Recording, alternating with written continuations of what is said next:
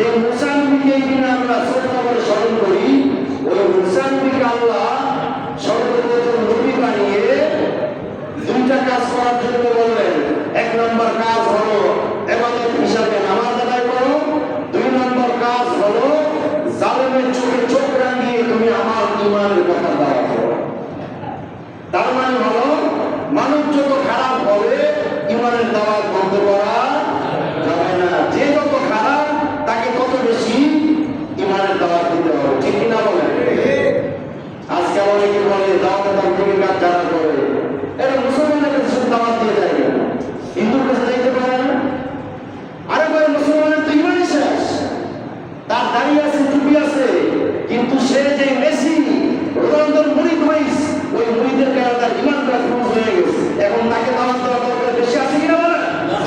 আরো জোরে বলেন। আল্লাহ বলতেছে ইয়া আইয়ুহাল্লাযীনা আমানু আমিনু, ঈমানদার ঈমানের উপর অটল থাকো। শুধু কালিমা পড়লে হবে না, ওযু যেমন ভাঙা যায়, বিভিন্ন কাজ করলে ঈমানও ভাঙা যায়। ঈমানদারের ঈমানটাকে আগে ঠিক রাখতে হবে, এরপর বেঈমানের হিসাব। আপনার ঘরের মধ্যে অন্ধকার রেখে আপনি বাইরে রাখতে রাখলে কোনো কাজ হবে না। আমার আপনার সন্তান বলেন তো ঈমানের কাতারে না কুফরের কাতারে? এমন কথা বলবো না। মেসি রোনালদো তার মানে আপনার কাছে জিলানি বংশ, ঠিক না? জোরে বল। তারা কাবা শরীফের ইমাম, হ্যাঁ, বাইতুল মুকাররমের ইমাম।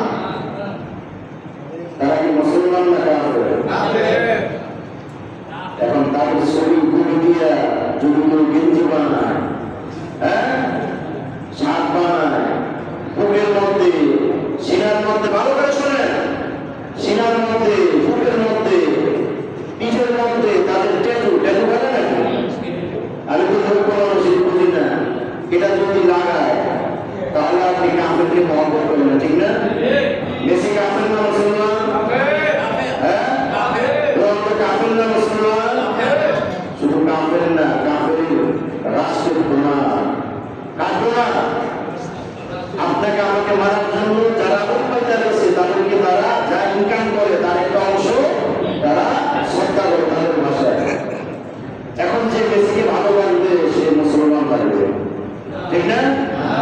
আপনারা কিন্তু ফতোয়া দিতেছেন যে মেসিকে ভালোবাসবে, ভালোবাসা রাত্রেবেলা 4টা 5টা 6টা পর্যন্ত খেলা দেখবে, হ্যাঁ, পরের দিন মাথা গরম হয়ে বলে তালাক দিয়ে দেবো, গোলাপের নিয়ে দেবো, নেশা করবো, সে মাথা ইমানদার না কাফের? মাসলা বুঝেন যে আপনারা এবার বুঝে নেন, আমি আপনি কি কাফেরের কাতারে? আমার আপনার সন্তান কি মুসলমানের কাতারে না কাফেরের কাতারে? বুঝে নেন। আল্লাহ বুঝার তৌফিক দান করেন।